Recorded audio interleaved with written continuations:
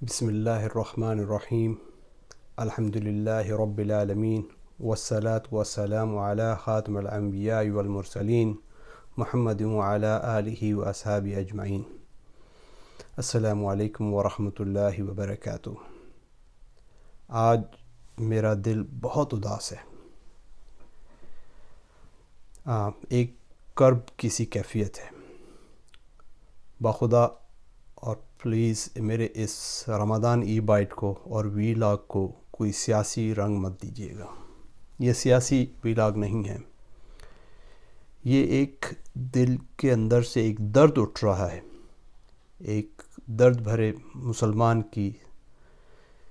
سچے عاشق رسول کی دل کی آواز ہے۔ میرے ابھی کچھ ہی منٹ پہلے سعودی عرب سے ایک دوست انہوں نے میسیج کیا گروپ چیٹ میں۔ انہوں نے کہا بشیر بھائی آپ کچھ کہیں گے، رادر انہوں نے کہا بشیر انکل اس واقعے کے بارے میں جو کہ 2 دن پہلے مسجد نبوی میں روزہ رسول پر ہوا۔ تو میں نے ان کو جواب دیا کہ آئی ایم ڈیوسٹیٹڈ۔ وہاں پر جو مسجد نبوی کا روزہ رسول کا جو تقدس پامال ہوا، نازیب زبان کا الفاظ کا استعمال ہوا، اور اس میں مرد و زن کا بھی خیال نہ رکھا گیا، اور اس گھڑی میں ہوا کہ جب ایک مبارک والی ساعت کی گھڑی جو ہے مغرب کے بعد شروع ہو رہی تھی، اس میں یہ عمل ہوا۔ تو آپ اندازہ کر سکتے ہیں کہ جو مسلمان جس کو صحیح عشق حقیقی، مطلب رسول صلی اللہ علیہ وسلم سے عشق حقیقی ہوگا، ویسے عشق حقیقی تو اللہ کے ساتھ ہے، لیکن رسول پاک صلی اللہ علیہ وسلم کے ساتھ جو عشق ہوگا وہ اس کو لازمی دکھ ہوگا۔ میں ایک قرآن پاک کی آیت ہے سورۃ الحجرات کے اندر، آیت نمبر 2، وہ اس کا کراکس ہے۔ پہلی 3 آیتیں ہی بہت زیادہ امپورٹنٹ ہیں، بہت زیادہ اہم ہے، لیکن میں آیت نمبر 2 کے اوپر فوکس کروں گا کہ جس کو امام بخاری رحمۃ اللہ علیہ نے بھی اپنی ایک حدیث میں جب باب باندھا تو اس آیت کو لے کر آئے، اس آیت کی تشریح میں انہوں نے کہا کہ قریب تھا کہ امت کی 2 بہترین شخصیتیں حضرت ابو بکر رضی اللہ عنہ اور حضرت عمر رضی اللہ عنہ تباہ و برباد ہو جاتے۔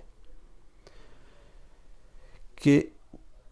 ہوا یہ کہ ایک قبیلہ تھا، اس کے کچھ لوگ حضور پاک صلی اللہ علیہ وسلم کے پاس اسلام قبول کرنے کے لیے آئے، تو حضور پاک صلی اللہ علیہ وسلم کی عادت مبارکہ تھی کہ وہ ان میں سے کسی ایک کو ان کا سربراہ بنا دیتے تھے کہ بھئی یہ اس کے ذریعے سے اب میری جو ہے آپ سے بات چیت ہوگی۔ تو حضرت عمر رضی اللہ عنہ نے کچھ اور نام دیا، حضرت ابو بکر رضی اللہ عنہ نے کچھ اور نام دیا۔ اس میں تھوڑی سی ان کی آوازیں بلند ہو گئیں، تو جس پر اللہ سبحانہ و تعالیٰ نے یہ آیات اتاری، اور یہ آیات جو ہیں یہ ابھی تک روزہ رسول پر سامنے لکھی ہوئی ہیں، اور ان آیات کا اتارنا صرف حضرت ابو بکر عمر رضی اللہ عنہ کے لیے نہیں تھا، یہ پوری انسانیت کے لیے تا قیامت تک آنے والے لوگوں کے لیے یہ آیات ہیں۔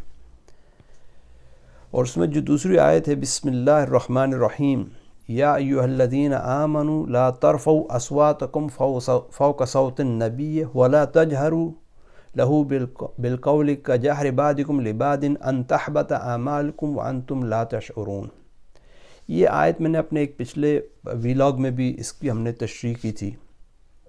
رمضان ای بائٹ میں، کہ اس آیت کو مخاطب جو ہے کیا ہے وہ اہل ایمان والوں کے لیے کیا ہے۔ یا ایھا المسلم، یا ایھا الانسان، یا ایھا الکافر، اس طرح کے کوئی الفاظ نہیں ہے، یا ایھا الذین آمنوا، اے ایمان والو۔ اب ہم نے گریبانوں میں جھانکنا ہے، منہ ڈال کے دیکھیں کہ آیا ہم واقعی ایمان والے ہیں، یا تو ہم کہہ دیں کہ نہیں ہم ایمان والے نہیں۔ ہم اللہ سے ایمان کی دعا طلب کرتے ہیں، اللہ ہمیں ایمان کی موت دے، ہمیں ایمان کی دولت سے سرفراز نفاذ فرما، آمین۔ تو وہ کہہ رہے ہیں کہ اللہ سبحانہ وتعالیٰ کہہ رہا ہے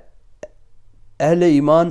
اے ایمان والو، اپنی آوازیں پیغمبر کی آواز سے اونچی مت کرو، کہ جب حضور اقدس صلی اللہ علیہ وسلم سے آپ بات کر رہے ہو تو اپنی آوازوں کو ان کی آواز سے بلند مت کرو، نہ ان کی باتوں کو کاٹو، اس کا دوسرا مطلب بھی ہو سکتا ہے۔ اور اور جس طرح آپس میں ایک دوسرے کے ساتھ بات کرتے ہو اس طرح ان کے روبرو بھی نہ بولا کرو، کہ جیسے ہم کسی آپس میں بات کر رہے ہیں تیز آواز میں، اونچی آواز میں، تو نبی کریم صلی اللہ علیہ وسلم کے پاس جب ہم جائیں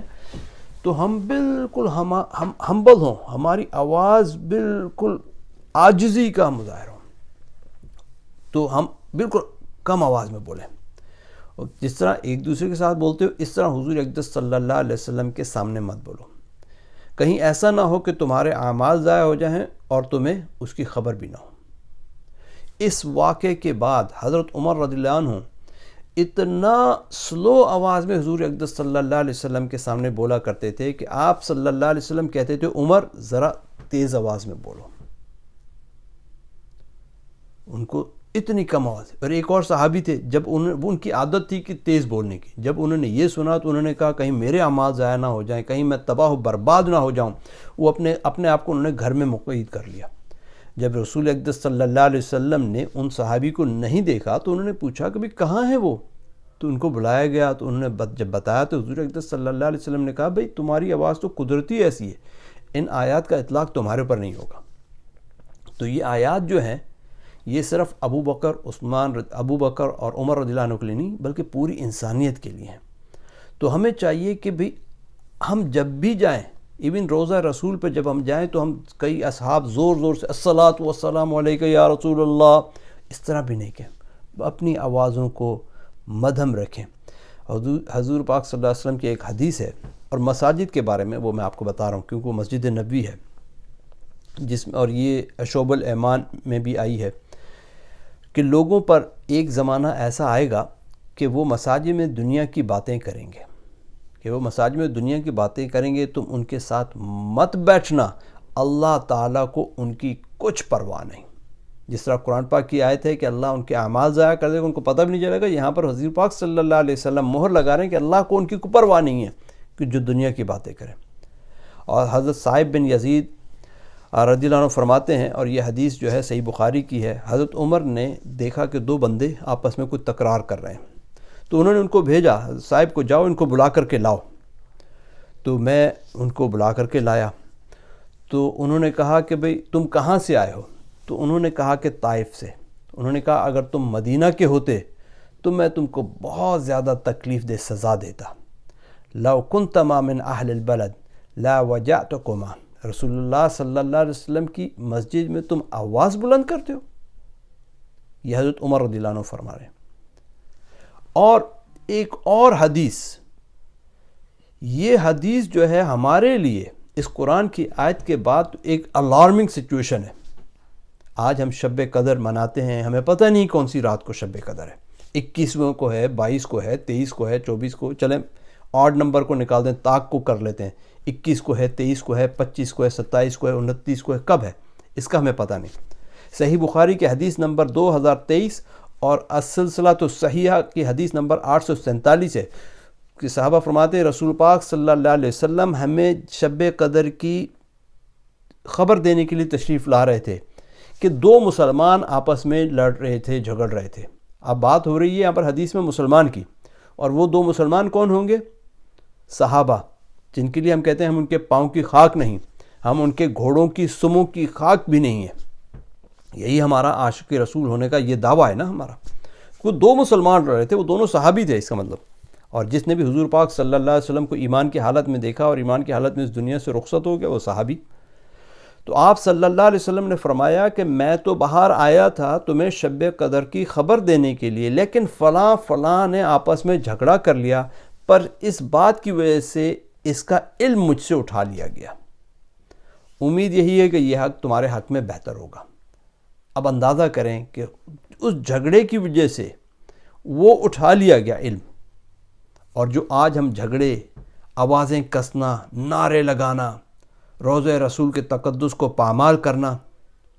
تو کیا اس پہ ہماری پکڑ نہیں ہوگی؟ اس پہ ہماری گرفت نہیں ہوگی؟ جب قرآن پاک کی آیت اتر سکتی ہے،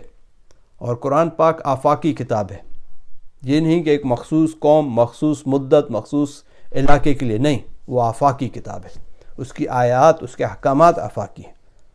وہ کہہ رہا ہے کہ تمہارے اعمال ضائع ہو جائیں گے رسول کے سامنے۔ حضور پاک صلی اللہ علیہ وسلم کے روزے پہ ہم جا کر ادب و احترام سے بات کرتے ہیں۔ 4 ائمہ ہیں، امام ابو حنیفہ، امام مالک، امام شافعی، امام حنبل رحمۃ اللہ علیہ، احمد بن حنبل رحمۃ اللہ علیہ۔ ان 4 میں سے امام ابو حنیفہ کو نکال کے 3 کہتے ہیں کہ جو مسجد نبوی ہے وہ بھی حرم ہے، کیونکہ حرم وہ علاقہ کہلاتا ہے کہ جہاں پر گھاس کاٹنا، درخت کاٹنا، شکار کرنا یا پالتو جانوروں کے علاوہ جانور مارنا وہ حرام ہو اور احترام والی جگہ ہو۔ تو وہ کہتے ہیں کہ بھئی یہ بھی حرم کا علاقہ ہے لیکن یہ تعظیمی ہے،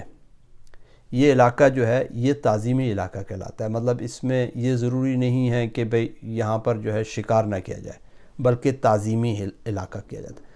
اور اس میں یہ ہے کہ ایک اور جگہ پر آیا کہ رسول پاک صلی اللہ علیہ وسلم نے مدینہ منورہ کی دونوں جانب کی پتھریلی زمین کے درمیانی حصے کو حرم قرار دیا، اور اس حرم سے مراد حرمت تعظیمی ہے، یہ نہیں کہ وہاں پر اگر شکار کر لیا یا کوئی اس طرح کی حرکت کر لی تو دم واجب ہوگا، نہیں، وہ ایک تعظیمی ہے۔ تو مطلب ایسی کوئی سند منقول نہیں ہے کہ جس میں کہا گیا ہو کہ شکار بھی منع ہے، نہیں، وہ ایسا نہیں ہے، لیکن تعظیمی ہے۔ تو اب اس لحاظ سے جو ہے وہاں پر ہمیں تعظیم کرنی چاہیے۔ مجھے ایک قصہ یاد آ رہا ہے 1996 کا، کہ میں جو ہو پاکستان سے امریکہ آ رہا تھا، تو میں عمرے کے لیے رکا، جون جولائی کے دن تھے، اور ابھی بھی میری عادت ہے کہ جب میں پاکستان جاتا ہوں یا وہاں سے واپس آتا ہوں تو میری کوشش ہوتی ہے عموماً کہ میں 1 دن 2 دن 3 دن کے لیے سعودی عرب میں قیام کروں، عمرہ کروں اور روضہ رسول پہ حاضری دوں۔ کبھی 1 دن، کبھی 2 دن، 1 دن ہوا تو کچھ نمازیں ظہر، عصر، مغرب، عشاء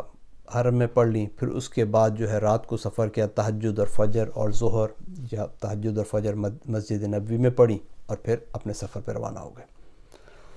تو 96 کی بات ہے جہاں پر یہ واقعہ ہوا ہے، جو چھتریاں لگی ہوئی ہیں، اس زمانے میں چھتریوں کے پلر لگے تھے، چھتریاں نہیں تھیں، چھتریاں صرف اندر والے حصے میں تھیں، اور سامنے جو ہوٹل ہیں وہاں پر ہوٹل نہیں تھے بلکہ کچے ہوٹل تھے، انہی میں سے ایک میں ٹھہرا تھا۔ اور وہاں پر جہاں پر حرم کی حدود ختم ہوتی ہے، کالی پٹی اور گیٹ بھی لگا ہوا ہے اور اب دیوار بھی بنی ہوئی ہے،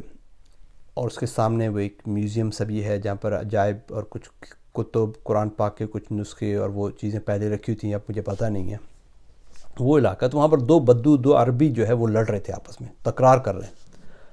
اور بات ٹھوسے مارنے تک آ گئی تھی۔ تو اچانک ایک عربی اس بدو نے چھلانگ لگائی اور حرم کی اس کالی جو پٹی لگی اس طرف آ گیا۔ اب جو باہر والا ہے وہ کہہ رہا ہے کہ باہر آؤ، اندر والا کہہ رہا ہے میں تو باہر نہیں آتا، میں تو حرم میں اور میں کچھ کہتا بھی نہیں ہوں۔ لا، تھوڑی دیر وہ باہر والا کہتا رہا اس کو باہر آؤ، لیکن جھگڑا ختم ہو گیا۔ تو اس واقعے نے میری زندگی پہ بہت اثر ڈالا کہ میں نے اتنا احترام حرم کا، مسجد نبوی دور ہے، لیکن چونکہ حدود حرم کی مسجد نبوی کی انہوں نے مقرر کر دی کہ مسجد نبوی کے حدود ہے، تو ان دونوں نے شکل سے آپ یقین کریں وہ بدو لگ رہے تھے، اور تھے بھی بدو، جس حساب سے بات کرنا رہی ہے وہ تو، لیکن انہوں نے احترام کیا۔ اور ہم ہیں جو ہم اپنے آپ کو عاشق رسول، جانثاران رسول صلی اللہ علیہ وسلم کہتے ہیں، اور یہ اب قیامت کے دن، روز قیامت، ہم اللہ کو کیا جواب دیں گے؟ حوض کوثر پہ رسول پاک صلی اللہ علیہ وسلم کے پاس شفاعت کے لیے کس منہ سے جائیں گے؟ کہ ہم وہاں پر نعرے لگاتے تھے، سیاسی مفادات کو مد نظر رکھتے تھے، ہم لاکھوں روپے خرچ کر کر آئے، لیکن ہم آپ کے پاس جو ہے وہاں پر صرف نعرے لگانے کے لیے آئے۔ اقبال کا ایک کپلٹ ہے، ایک کافی ہے، جو کہ اقبال کے ہے تو اقبال کی، لیکن انہوں نے ایک استاد کو، ایک ماسٹر کو ان کی ریکویسٹ پر عنایت کر دی تھی، اور وہ کہتے ہیں تو غنی ازہر دو عالم من فقیر، روز محشر ازرہائے من پذیر، ورحساب امرات بینی ناگزیر،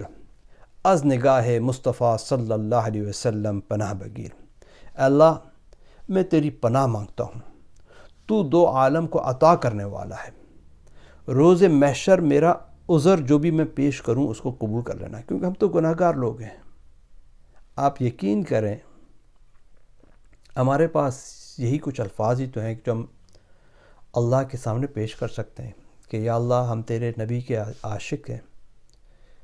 یا اللہ تیرے نبی نے جو ہمیں پیغام پہنچایا ہم نے اس پر عمل کرنے کی کوشش کی، ہمارے پاس اور کوئی ایسا خاص عمل تو ہے نہیں کہ جو ہم اس دکھلا سکیں اللہ کو۔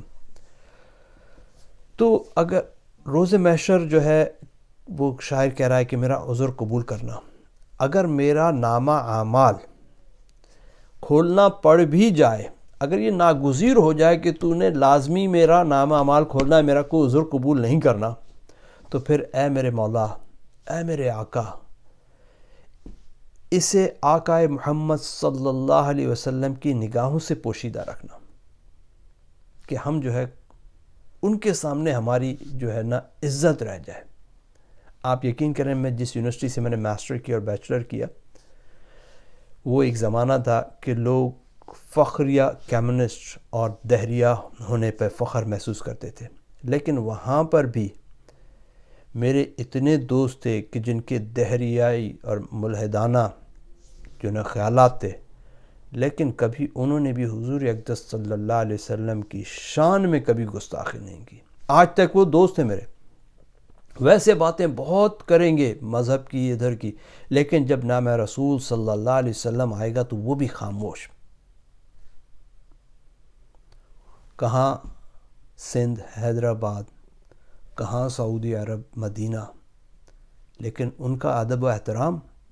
وہ خاموش۔ ہمیں تو چاہیے کہ ہم جو ہے حق ادا کریں اس کا، رسول پاک صلی اللہ علیہ وسلم کا، کہ انہوں نے ہمارے پر جو احسان کیا ہے کہ اللہ سبحانہ وتعالیٰ کا پیغام ہم تک پہنچایا ہے۔ ہم تو حق ہمارا یہ ہے، اور حق ہم ادا کر بھی نہیں سکتے اس کا، تو کم از کم ادب و احترام تو کر سکتے ہیں،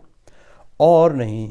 نہیں تو کم از کم ان چیزوں کے جو ایسے واقعات ہو رہے ہیں ان کو ہم کنڈیم تو کریں، بجائے اس کے کہ ہم لولی لنگڑی تعویلات پیش کرنا شروع کر دیں۔ میں بھی ایک گروپ چیٹ میں تھا، کافی گروپ چیٹس میں ہوں، تو میں نے ان کو سمجھانے کی کوشش کی، لیکن کئی لوگ اتنے ہو جاتے ہیں۔ ایک نے کہا کہ ہم آپ کو نکال دیں گے گروپ چیٹ سے،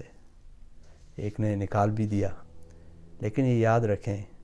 کہ یہ دنیا کی چیزیں، یہ دنیاوی چیزیں واللہ اگر ایک نہیں، دو نہیں، لاکھوں کروڑوں ہوں تو نبی کریم صلی اللہ علیہ وسلم کے نام پر، نبی کریم صلی اللہ علیہ وسلم کی عزت اور ناموس پر قربان کی جا سکتی ہیں۔ یہ ہمارے ایمان کا حصہ ہے۔ اطیعوا اللہ و اطیعوا الرسول، اور رسول کی اطاعت، رسول سے محبت۔ ہم سنت کہتے ہیں، ہم سنت کیا ہے؟ یہ محبت ہی تو ہے رسول پاک صلی اللہ علیہ وسلم سے، اور محبت کا تقاضا کیا ہے وہ ہمیں سوچنا چاہیے۔ اللہ سبحانہ وتعالیٰ سے ابھی ایک دن یا 2 دن، مطلب ایک تاکرات اور 2 روزے یا 3 روزے رہ گئے ہیں، اللہ سبحانہ وتعالیٰ سے رو کر، گڑ گڑا کر معافی مانگیں۔ استغفار جتنا زیادہ کریں کم ہے، اور نبی کریم صلی اللہ علیہ وسلم پر جتنا درود بھیجیں وہ کم ہے۔ یا اللہ ہم سے غلطی ہو گئی ہے، ہم سے بہت بڑی کوتاہی ہو گئی ہے، ہم نے تجھ کو ناراض کیا، تیرے پیارے محبوب محمد صلی اللہ علیہ وسلم کو ناراض کیا، ہم نے تیرے احکامات کو توڑا، نبی کریم صلی اللہ علیہ وسلم کی سنتوں کو توڑا، اس کی مسجد کی عزت کو پامال کیا، ہم نے اپنے حسینیت اور نبی کریم صلی اللہ علیہ وسلم کے سچے امتی ہونے کا ثبوت نہیں دیا۔ یا رب العالمین ہمیں معاف فرما دے، ہمارے گناہوں کو معاف فرما، اور ہمیں رسول پاک صلی اللہ علیہ وسلم سے جیسی محبت اور اطاعت کرنے کا حق ہے، ایسی اطاعت اور محبت کرنے کا ہمیں شوق اور جذبہ نصیب فرما۔ برائے مہربانی میرے اس ویلاگ کو سیاسی رنگ بالکل بھی نہیں دیجیے گا، یہ ایک دل کی آواز ہے۔ میرا دل ابھی تک یقین کریں دکھ سے رو رہا ہے، اور میں ابھی تک اس کو کمپریہینڈ نہیں کر سکا کہ ایسا ہو سکتا ہے۔ ہم تو یزیدیت کے دور سے نکل آئے کہ جب وہاں پر گھوڑے باندھے گئے، قتل و عام کیا گیا، ہم تو اپنے آپ کو مسلمان کہلانے والے حسینی ہیں، اور ہم ایسی حرکت کر رہے ہیں۔ اللہ پاک ہمیں ہدایت نصیب فرمائے، آمین۔ جزاک اللہ خیر۔ السلام علیکم ورحمۃ اللہ وبرکاتہ۔